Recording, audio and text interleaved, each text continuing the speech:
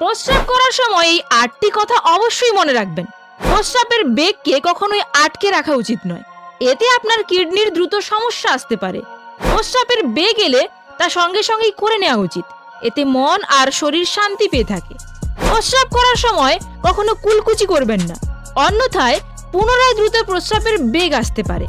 খাবার গ্রহণের পর অবশ্যই প্রস্রাব করে নেবেন, এতে আপনার কিডনির ওপর অনেকটাই চাপ কমে যাবে আর কিডনিও ভালো থাকবে। মনে রাখবেন, স্নান করার কিছু সময় আগে আর স্নানের পর কখনোই প্রস্রাব করবেন না, এতে কিন্তু প্যারালাইসিস হতে পারে। রাতে ঘুমানোর আগে অবশ্যই প্রস্রাব করতে ভুলবেন না, এতে আপনার পাচনতন্ত্র খুব ভালোভাবে কাজ করতে পারবে। যখনই কোনো তেলযুক্ত খাবার যেমন লুচি, পরোটা, তেলে ভাজা ইত্যাদি খাবেন, ঠিক তার 1 ঘন্টা পর 1 থেকে 2 গ্লাস জল পান করুন, আর যদি পারেন উষ্ণ গরম জল পান করুন, এতে সমস্ত টক্সিন প্রস্রাবের দ্বারাই বাইরে চলে আসে।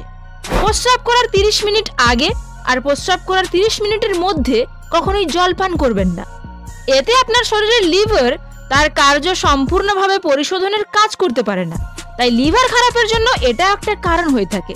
তো বন্ধুরা, এই ছোট ইনফরমেটিভ ভিডিওটাতে একটা লাইক করে সবার সঙ্গে শেয়ার করে দিও।